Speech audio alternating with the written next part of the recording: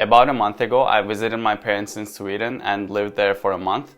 I took the last week of December off and worked remotely from Sweden for 3 weeks. During that time period, I visited cities like Örebro, Västerås, Ludvika, and some others. And I was able to see the Swedish lifestyle, their culture, and what it's like to live in Sweden in general. I went to the airport way too early and the check-in wasn't even open yet. Since my flight was on Christmas Day, I thought the airport would be jam-packed and I didn't want to risk missing my flight. I checked in, went through security, and I had like 4 hours to kill before my flight. But I had this all planned out. I was gonna treat the airport like a coffee shop, as I always do, got myself a cup of coffee, and worked on my laptop for a couple of hours. When I was boarding the airplane, the excitement kicked in that I was finally on my way to Sweden. It was an 8-hour flight and I'm glad no one was sitting next to me. I slept for like 2 hours, read my book, saw some movies.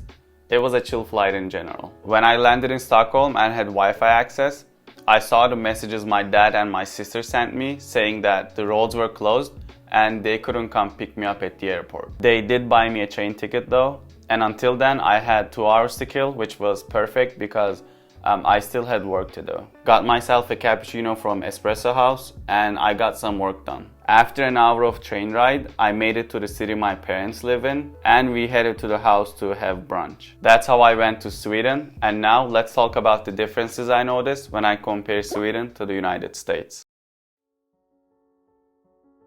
The first and the most obvious thing about Sweden is winters are very dark. So I went there in late December, in the middle of winter. The sunrise was at like 9 a.m. and sunset was at 2:50 p.m. We had less than 6 hours of daylight and it was only sunny like once a week. I knew that was the case for Sweden, but living that way was definitely interesting.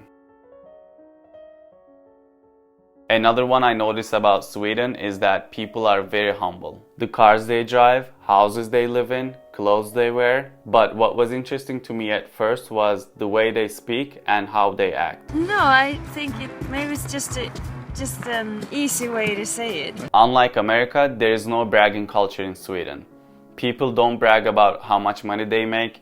They don't brag about driving fancy cars or living in huge mansions. Maybe it's because of the humbling weather conditions, especially in the winter, or it could be a cultural thing. Also, the way people talk and act around strangers was interesting to me as well. When they speak, it's hard to explain, but you can feel the kindness in their words and in their tonings. In the US, people speak firmly and usually don't care about offending other people. It's hard to understand unless you talk to people in Sweden, but that's what I observed when I was there.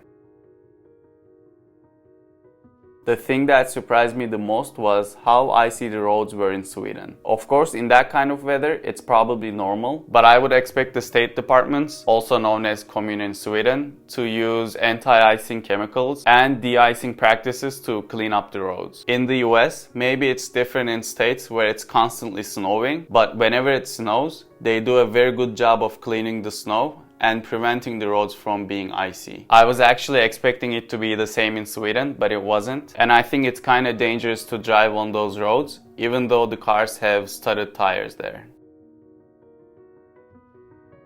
A lot of people know this, but in Sweden, people take their shoes off when entering a home. I grew up in Turkey, so I'm used to not wearing shoes in the house, but this might take some time to get used to for people from America. In the US, I'm used to asking people to take their shoes off when they come to my apartment, but I didn't have to in Sweden.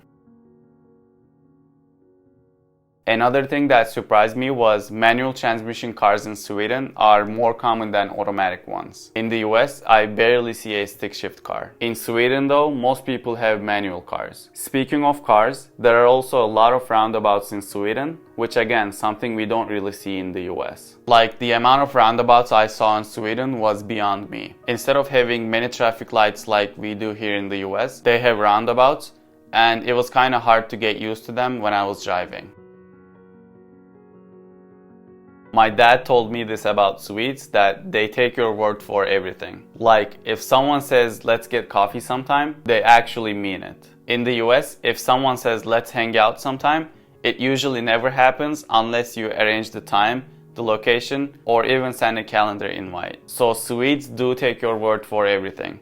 But Americans usually say things just to be polite. They don't really mean it. Alright, these are some of the things I noticed about Sweden when I compare it to the US. Hopefully, I'm gonna be back in Sweden this summer, and I'm very excited to experience the infamous Swedish summer. Thank you so much for watching, and I'll see you in the next one. Peace.